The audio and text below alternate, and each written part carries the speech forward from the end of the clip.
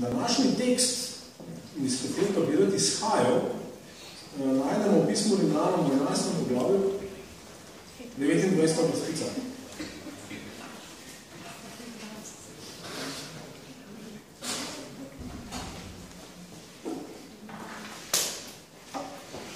Glasi pa se takole. Čisto kratko, Bog se ne kesa svojih milostnih darov in svojega klica. Seveda, če bi hotel boljše razumeti, bi moral prebrati 3 poglavja od 9., 10., 11. poglavja, ker ne bo zaenkrat tole dosti. In rad bi, da s tem svetopisanskim izrekom se ozremo nazaj v slovensko preteklost. Namreč menim, da smemo in celo moramo reči naslednje. Bog je po Primožu Trubarju vse Slovence poklical k evangeliju. In to je bil Božji milostni dar in to je bil Božji klic, ki se ga nekaj sam. In temu, vem, to je lahko, v tem se lahko, to je kontroverzna izjava mogoče, ampak rad bi pokazal, da stvar dejansko stoji. Namreč, prvo, na kar bi vas upozoril, je to, da je Bog tale svoj klic in tale svoj dar potrdil z enim zelo nenavadnim znamenjem. Dejansko s takim znamenjem ga ni potrdil, vsaj pokale s tem pri nobenem drugom narodu. In to znamenje je pa kar to, da je hkrati s tem klicom ta narod v bistvu vzpostavil in ga definiral. Kaj hočem s tem reči?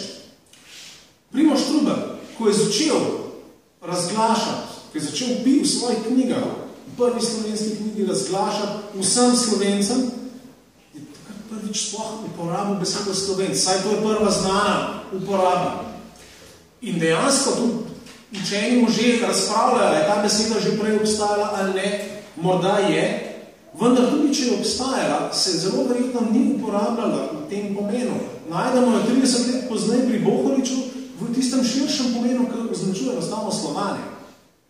Pri Trubarju ta beseda prvič začne pomeniti to, kar pomeni danes. Namreč, nekaj se moramo zavedati, ker je on to pisal, si prebivalci teh dežel, ker mi danes živimo, niso rekli Slovenci, rekli so si Franci, Štajerci, Korošci, Goričani, Istrani in tako naprej. In potem naprej na drugi strani Sotle so bili Bezjaki in tako naprej. In to so bili enostavno različni dialekti, ki so si vsi pač so se malo razlikovali in so zvezno prehajali z enega od drugega.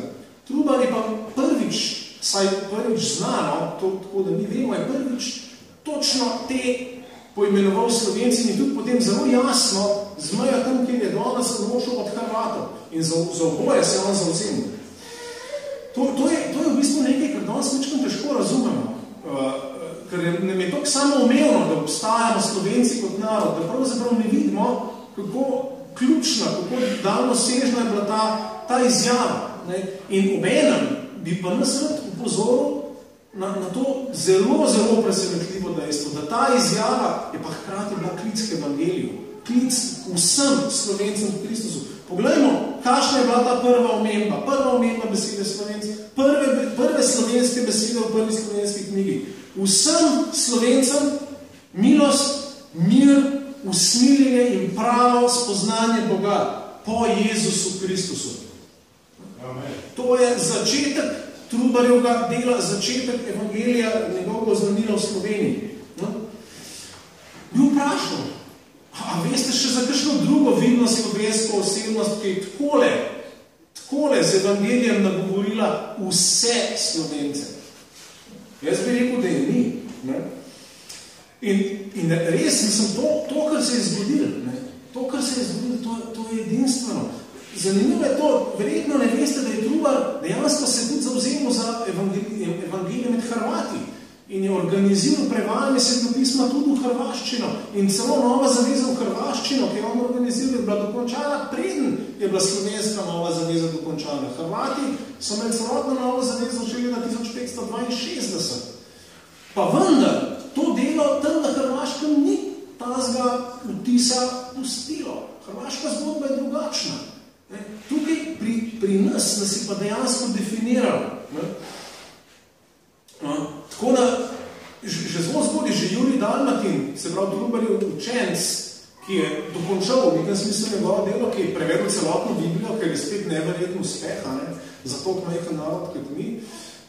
Že Jurij Dalmatin je Trubarjev imenoval izvoljeno orodje od Boga, da je Slovencem znano Božjo besedo. No in dejansko se moramo zavedati, da v tistem času je dejansko evangelij dosegel vse naše pokrajine. Zdaj, niti slučajno tukaj ne gre zdaj samo za tale stavk, ki sem ga prebral. Tako je Trubar deloval vse življenje. Najprej še pred izgnanstvom, še posebej pa pol, ker se je vrnil kot voditelj nove, mlade, protestantske cerkve tukaj. On je potoval po Sloveniji, dejansko je potoval po Sloveniji in prišel v raznih krajih in oznanil evangelij. In posod kamor je prišel eno to preprosto sporočilo. Naj se ljudje obrnejo k Jezusu, naj verujejo van, naj verujejo evangelij, naj berejo Sveto pismo. Te temelje, vse vemo, kaj se temeljno sporočilo reformatorjev. Preprosta vera v Jezusa, zanašanje na Božjo milost, zanašanje samo na Jezusa, zanašanje na Sveto pismo, branje, zanašanje na Božjo besedo, ki jo srečamo v Svetem pismu. To je Trubar neumorno razglašal in tudi z velikimi, kaj mi rečem, velike mogo za to prenesti, to ga je veliko stalo, tudi večkrat se imel, večkrat je bil izgnan, se je vrnil, spet bil izgnan in tako naprej. Tudi potem, ki je bil dokončno izgnan, se ni nikoli pozabil tega svojega klica, ki je nadaljeval. In seveda, Trubar sam je prevedel večino, mislim, en dober del Svetega pisma, Novo zavezo in psalme, potem je pa Dalmatin, kot sem rekel, njegov učenec to delo dokončal. Se pravi, tudi tukaj je Trubar služil nam, dejansko kot služabnik Božje besede, kot tisti, ki je prinesel Božje besedo vsem narodom. Rad bi vas vprašal, a mogoče veste, katera svetopisanska vrstica je tista, ki jo Trubar največkrat citira? Bravo, ja. Janez 3:16. Bog je svet tako ljubil, da je dal svojega edinorojenega sina, da nihče, kdor van veruje, da se ne bi pogodil, ampak da bi imel večno življenje. In zanimivo tudi seveda, kako Trubar citira to vrstico. Ne kar tako, ampak reče, tole je suma evangelija. Se pravi, povzetek, skrčen, zgoščen evangelij. To je bistvo vsega, kar Bog dela. Ker seveda tukaj imamo vse te stvari, na katere se moramo zmeri znova spomniti. Prvič Božja ljubezen, čista Božja ljubezen, ki si je ne zaslužimo. Drugič klic k preprosti veri. Tretjič to, da je Bog dal Jezusa, da je Jezus umrl na križu za nas, za vse ljudi. To je Božji evangelij. Dejansko to je Božja beseda vsem narodom na zemlji in Bog sam kliče čisto vsakega človeka, vsako živo bitje, da to besedo sliši, da jo posluša, da jo sprejme, da veruje in je tako rešen. To je v bistvu stvar zelo preprosta in tukaj je vsa Božja moč noter. Vemo, Pavel, da je prav, da ga ni sram evangelija, zato ker je Božja, evangelij sam je Božja moč v odrešitev vsakomor, ki veruje Judu in Grku in tudi Slovencu, bi lahko dodal. To je bilo Trubarjevo srce in to je delo ves čas in tudi z vsemi svojimi knjigami in z vsem, kar je počel. In dejansko je res, da je ta razglas v tistem času dosegel večino vsaj Slovencev, če ne vse, dejansko en velik del teh prebivalcev v teh deželah je zato slišal, je slišal za Trubarja, je slišal za to, kaj je delal. Dejansko se recimo ve, da ne bi bilo v Ljubljani 80% ljudi takrat evangelijsko verujoči. To je bila realnost takrat. Tako da te besede, kaj Trubar reče vsem Slovencem, pa kaj reče ljubi Slovenci in tako naprej, te besede tukaj niso ene visoko leteče krilatice. Dejansko te besede so takrat dejansko veljale to, kar pravijo. Dejansko je takrat evangelij dosegel vse ljudi tukaj. Tako je Trubar oznanil vse življenje in tako je tudi dokončal svoj tek. Trubar je dejansko v zadnji knjigi, ki je bila natisnjena za njegovega življenja, to je drugi del Nove zaveze, nam je pustil svojo oporoko. Čist na kratko, v bistvu kot neko tako slovesno slovo, s katerim nas kliče in nas zavezuje. Bom to kar prebral v celoti. In sam mu je že dal naslov Trubar se poslavlja od Slovencov. Tole prav. To knjigo in ta predgovor vam, mojim ljubim Slovencem, puščam za sabo jaz, ki sem star 74 let, 52 let pridigar ob mojem odhodu sveta. Pred Bogom in pred vami spričujem, da sem vam s drugimi knjigami, še posebej z dolgim predgovorom malo zavezal, z razlagami vseh apostolskih pisem, s katekizmi, z Augsburško veroizpovedjo, s cerkvenim redom, s psaltenjem in s pesmimi razodel ves skrivni, čudoviti Božji načrt in vam oznanil, kako in zaradi česa nas Bog hoče sprejeti v svojo milost in nas zveličati. In s čim, kako moramo prav služiti Bogu, kako se mora vsak držati ter voditi in uravnavati svoje življenje, stan, poklicanost in službo, da bo Bogu všeč. Ter mu bo dobro in bo imel srečo na tem svetu in potem tudi v nebesih. Zato vas, prav vse Slovence, zvesto prosim in opominjam na mestu Boga, kakor sveti Pavel v drugem pismu Korinčanom 5:20, s pokorjenjem in z vero se spravite z Bogom. O tem berite v tej in v drugih knjigah, ter poslušajte in ubogajte svoje zveste pridigarje, ki jih imejte radi kot Božje sled. Če ne, boste sami krivi za svoje pogubljenje in nikakor ne mi, pred tem nas Kristus Jezus obvaruje. Amen. In podpis vaš Trubar. To je duhovna poroka, s katero je on dejansko nas vse zavezal. In spet, vidite, v bistvu smo na isti točki, kot pri prvih besedah. Spet nagovarja vse Slovence, tukaj še bolj direktno, prav, na mestu Boga vas vse kličem, da se spravite z Bogom. Da verujete v Jezusa, tako kot je v vseh teh svojih knjigah sam tudi razglašal. Se pravi, to je Trubarjevo delo, namenjeno celotnemu narodu. In on sam to povzame na koncu kot ta klic, Božji klic k spravi z Bogom. No, zdaj pa še enkrat. Še enkrat se spomnimo, kaj smo prej rekli. Ne? Bog je ta klic, ki je potrdil s tem, da je hkrati s tem klicem ustvaril nas sploh kot narod. Da je sploh ustvaril nekaj, čemu se reče Slovenci, čemu še danes pravimo Slovenci. Ker tega prej v tem smislu tako ni bilo. No in poglejmo pa zdaj tudi malo na tole Pavlovo mesto, ki smo ga prej s Tiskarjem Lanom prebrali. Ne? Ker prav Bog se svojega klica in svojega daru, da se ga ne kesa. Se pravi, Bog se ne premisli. Ko Bog pokliče, pokliče. In ko Bog da, da. In pri tem ustane. In to je pomembno, ker Bog ne odstopa, tudi če ljudje odstopajo. Tudi če se ljudje izneverijo, Bog ostane zvest. In ravno to je kontekst, če bi brali pismo Rimljanom, tam je govora o Judih, ki v tistem času niso bili poslušni v evangeliju, saj večinoma ne. To je, tukaj Pavel, v tem smislu Pavel govori o tem, da, ampak pa vendar Bog je Jude poklical, Bog je dal jim posebne narove, Bog jim je dal poseben klic in to ostaja, čeprav oni so neposlušni. In prav tudi se reče, Pavel za Jude, da Božja beseda ni odpovedala, čeprav se zdi, da je. Ni odpovedala. Bog je še vedno zvest, Božji načrt ostaja, Božji klic ostaja, Božji dar ostaja. Ne? In tu ostaja ostanek. To je že pri Pavlu, ostaja ostanek, ki je zvest, ki je odbran po milosti. Torej, zgodbe ni konc, dejansko zgodba se nadaljuje. No in tukaj se mi zdi, da lahko seveda previdno, smemo pretiravati, ampak previdno lahko potegnemo usporednico.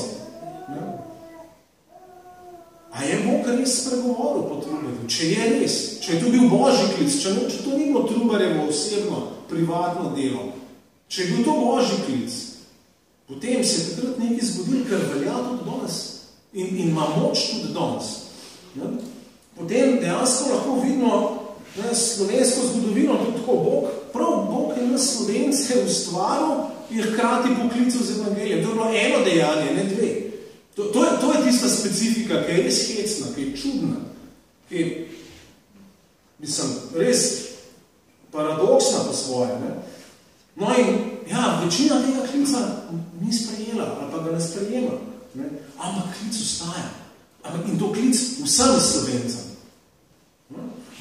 Dokler so tle eni ljudje, ki si rečejo Slovenci, so zavezani temu klicu, ker tako so bili ustvarjeni, tako so bili spočeti. In jasno, ta klic je potem tudi pomemben za majhen evangelijski ostan, ko obstaja. Ker to je klic, ki je od Boga, tako je stvarjan. Seveda, tukaj se moramo vsak prepričati. A je to, ker je dober del človeška beseda, a je to človeško delo ali Božje delo. Tukaj jasno, od tega pa je treba priti do tajne jasnosti. Potem lahko zdaj malo spregovorimo tudi pravzaprav, kaj zdaj to za nas danes pomeni. Kaj pomeni to danes za evangelijsko verujoče kristjane, ne, za protestante evangelijske kristjane, kakorkoli si rečemo. Ne? Kaj to pomeni zame pa zate? Ne? In kako naj zdaj mi vstopimo v moč tega klica, s katerim naj bi tudi danes mi klicali vse Slovence. Vse Slovence. Ne? Jaz mislim, da je čisto po Svetem pismu je tako, da se postavimo na temelj tega. Ne? Apostol Pavel v prvem pismu Korinčanom piše takole: po Božji milosti, ki mi je bila dana, sem kot moder gradbenik položil temelj, drug pa zida naprej. Vsak pa naj gleda, kako zida naprej, drugega temelja namreč nihče ne more položiti namesto tistega, ki je že položen. In ta je Jezus Kristus. Se pravi, temelj je Jezus Kristus, ni Pavel, tudi ni Primož Trubar, da ne bo kakršnekoli pomote. Temelj je Jezus Kristus. Vendar, lahko vidimo, a lahko uzremo, da je ta temelj, tako kot je v Korintu ta temelj postavil Pavel, da je pri Slovencih ta temelj pa postavil Primož Trubar. A je to res, ali ni to res? Tukaj seveda, vem, da takoj se pojavljajo razni pomisleki, ne? Če tako rečemo, moramo nadaljevati, moramo gledati na temelju, ko ga je Trubar začel, ni zdaj to, da mi človeka zdaj začnemo povzdigovati, namesto da bi Boga povzdigovali. Ni zdaj to, da mi nekaj dodajamo evangeliju, ne bi evangelij mogel biti čisto enostaven, preprost. Seveda je res, evangelij sam po sebi je Božja moč. Ne?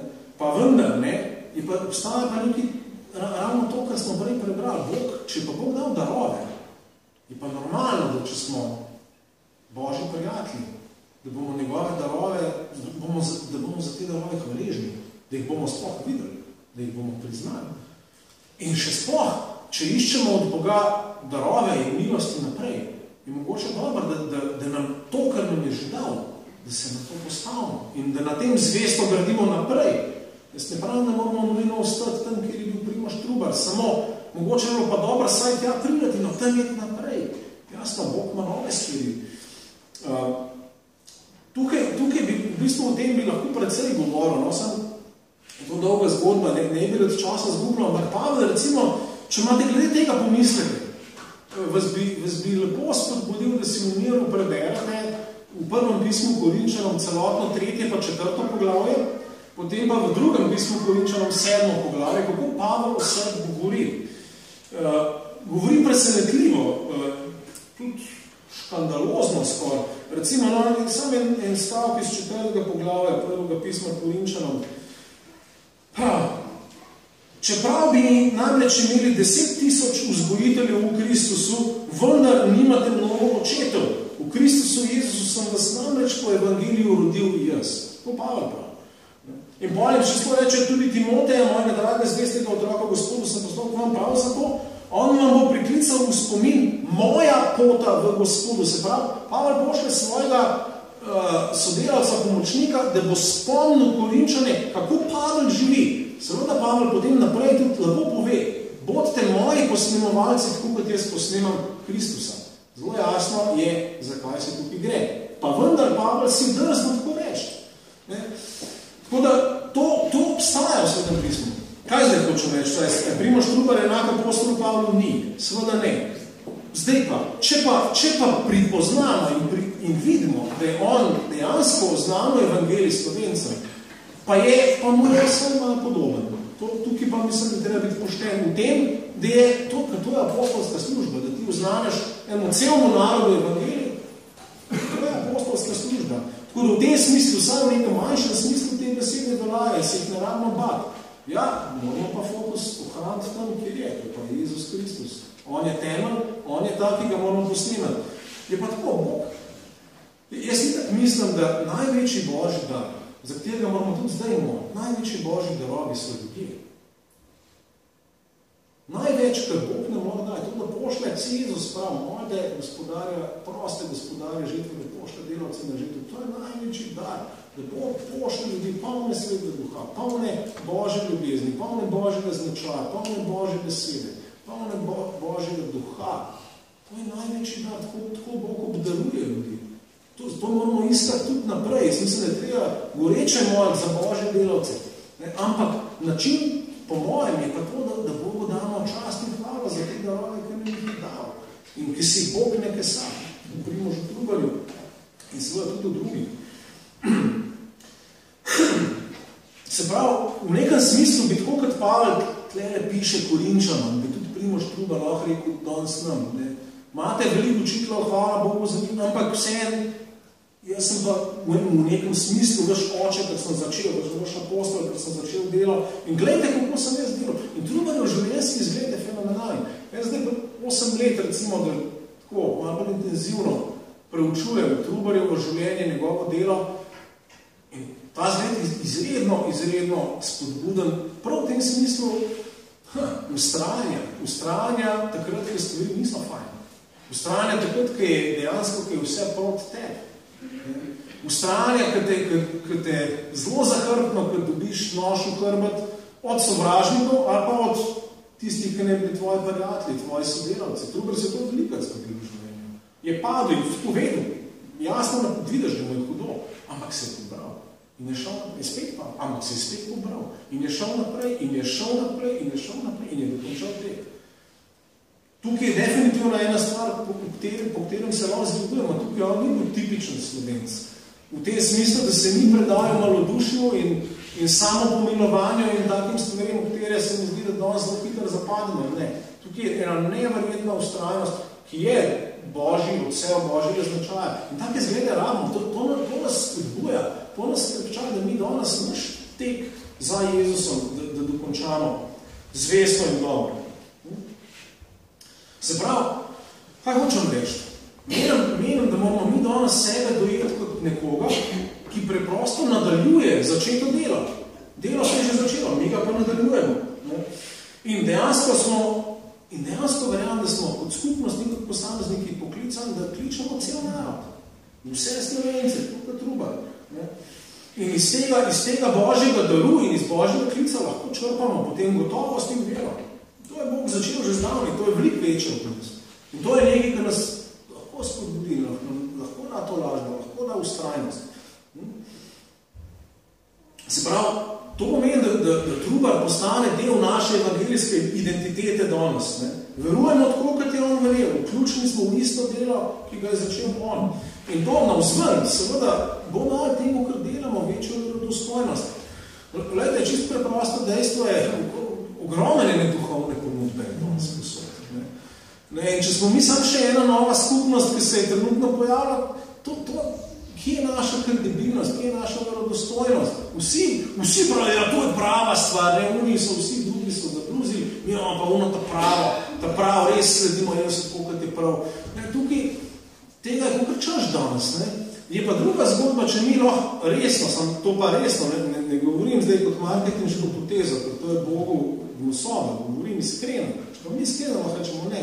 Mi smo tisti, ki nadaljujemo delo, ki ga je Bog začel že pred 500 leti, ki ga je začel s Trubarjem. Mi smo tisti, ki nadaljujemo delo Primoža Trubarja. To pa ima drugo verodostojnost v tem prostoru. Čist zaradi ogromnega daru, ki ga je Bog dal Slovencem, s tem, da nas je poklical obstoj skozi Trubarja. In to je razlika. Ja, tudi to se mi zdi, da je treba reči, čeprav je grozen v bistvu. Saj za nekatere Slovence, mislim za tiste, ki so nekatoličani, ki so ateisti, je ime Primož Trubar bolj zapisan kot ime Jezus Kristus. To je grozno, ampak to je družbena realnost, v kateri živimo. Pač dejstvo je, da se v imenu Primoža Trubarja niso zgodila zlorabe, kot so se v imenu Jezusa zgodile. In vse vemo, če ste se kdaj pogovarjali s kakšnim ateistom, ste to slišali, kako to zgleda. In če ne drugega, ne, v imenu Jezusa so Slovencem 1000 let vladali nemški vladarji. V imenu Jezusa. To je pač dejstvo prostora, kjer živimo. Primož Trubar nima, na srečo, nima z njim se ni tako zgodilo. Tako da tukaj je priložnost, da dejansko lahko spregovorimo ljudem, ki o Bogu sploh nič nočejo slišati. Se pravi, tukaj so vrata, skozi katera lahko stopimo. Zdaj je pa seveda tako, če se hočemo zdaj iskreno postaviti na ta temelj, da ni to res marketing, ki ga je svet poln in seveda, ki ga tudi ljudje hitro vidijo, a je ena stvar pristna, ali ne. Potem moramo pa upraviti seveda domačo nalogo. Trubarja moramo dobro poznati njega, moramo vedeti, kaj je v njem, o njegovem življenju, moramo poznati njegova dela. Lahko povem sam, tudi pa lahko čisti svoje lastne izkušnje povem, da sem velikrat že opazil to, da dejansko je veliko Slovencev, ko vmeniš Trubarja, začne poslušati. Zato prvič, ker ima neko pozitivno mnenje o njem, pa obenem vejo, da premanj vejo o njem in se mogoče še zelo malo kriga počutijo, a bi radi zvedeti več. To je način, da lahko začneš govoriti sploh o teh stvarih. No, ampak je pa treba kaj vedeti in bi radi zvedeti več. Pa še nekaj drugega je, Trubarju se dejansko v Sloveniji dogaja, še zmeri se v veliki meri dogaja krivica, zato ker če se že govori o njem, se govori o njem kot o književniku, kot o tem, kar je naredil v smislu jezika in književnosti in tako naprej, kar je sicer res, ampak to tam ni bilo njegovo srce. Trubarjevo srce je bilo to, kar sem rekel prej, da vsi Slovenci pridejo do pravega spoznanja Boga po Jezusu Kristusu. To je bilo njegovo srce in o tem se ne govori. To je še zmeri zamolčano, ker je čisto zgodovinsko, ne točno. In kdo je bolj primeren kot mi tlele, da to povemo, da to sporočimo ljudem. Ker tukaj imamo, dejansko nam je Bog to pripravil. Spodbudo bi vas čisto konkretno, recimo, tole je ena knjiga, ki jo po mojem dejansko vsak evangelijski kristjan mora prebrati. To je katekizem Trubarjev, preveden v sodobno slovenščino, tako se na tem učili z njim, pri Trubarjevem forumu to lahko naučimo kot cerkev. To res priporočam. Tudi nekatera druga dela so že prevedena v sodobno slovenščino. Sicer pa na internetu dobite zbrana dela, mnoga tudi zastojn, spet zelo priporočam, da sploh vidite, da malo vidite, kako je bilo, kakšen velik dar. Trubar je seveda tudi čudovit učitelj. On je kot krščanski učitelj ogromno dobrega napisal. Potem konkretno nadalje Biblija je tudi lahko orodje. To smo na svetopisanski izdali leta 2008. Tamle dejansko si jo lahko vzamete, sem par izvodov prinesel, je tudi znižena. To so orodje, ampak treba je posežiti po njih, treba se vzeti čas za to. No? Rad bi v bistvu zaključil s dvema prispodobama. Ena je tale. Predstavljamo si, da nam je Bog pripravil en ogromen oder. Ogromen oder, vse je paštimano, zvočanje, luči, vse dela. Bog prav, samo pejte gor. Pejte gor, pa začnite govoriti, vse je paštimano. To je ta oder, na katerega moramo stopiti. Je pa res, da če hočemo ga dobro uporabiti, se moramo pozanimati, kako delujejo mešalke, kako delujejo naprave, kako deluje ono, tretje, četrte, da bomo stvar prav uporabili. Ampak to nam je Bog pripravil. Še ena druga slika se mi pojavila. Predstavljajte si, da je tlele en ogromen zid. In jaz, kristjan, Matjaž, tlele skladom, tolčem po zidu in delam v oknove. In Jezus prede k meni. Vprašam, kaj delaš? Ukno hočem v zid narediti. Zakaj? Zato, ker tam odzad je narod, ki bi ga rad dosegel za evangelij. Koliko je pa debel ta zid? Ure, 4 metre. A pa je težko, ja, težko je, ne? Težko je, ne? Pa pa nekaj se če naklej. Jaz sem pa tam je vrata naredil, ki so že narejena in odprta, a ne bi šel tam skozi. To mislim, da nam Bog hoče reči. No? Bog nam je pripravil neverjetna vrata za oznanjevanje evangelija. Ravno s tem, ker Trubar je tudi sicer je med Slovenci sprejet in priznan. To dejstvo, mislim, da so ta vrata za evangelij. In menim, da je dobro, da o tem razmislimo sploh in zdaj v tem času, ko se bliža dan reformacije, morda pa še posebej za drugo leto, ko imamo 500 let reformacije, smo o teh stvarih veliko govorili tudi sicer v javnosti. Ne? Je prav, da kristjani nismo, kaj bi rekel, taki, da pravimo tukaj nema nekno lino stolč v en ogromen zid, med tem, ko so tam nevrata. Dajmo biti modri, dajmo dati hvala Bogu za njegove darove, za njegovo zvestobo, za njegov klic, ki ostaja. Jaz verjamem, da v ta klic smemo in moramo spet vstopati. Ker ta klic je bil dan in Bog se ga ne kesa, to pa nam Božja beseda obljubila. Bog se tega klica ne kesa in ta klic je. V duhovnem svetu ta klic ostaja. Ampak so danes usta, ki bodo ta isti klic vsem Slovencem govorila, ta isti, ne grejo k Kristusu, seveda, k njemu, k Jezusu. To je vprašanje, to je izziv za nas in predlagam, da zdaj mogoče v molitvi, no, da pridemo pred Boga, da se odzovemo, da iščemo to, da dejansko, da postanemo, da stopimo v enem smislu v Trubarjeve čevlje, na to delo, ki je bilo nasilno prekinjeno, da to delo ne nadaljujemo. Morda je zdaj čas, da se po toliko stoletjih to delo nadaljuje, tako, kot bi se moralo. Amen.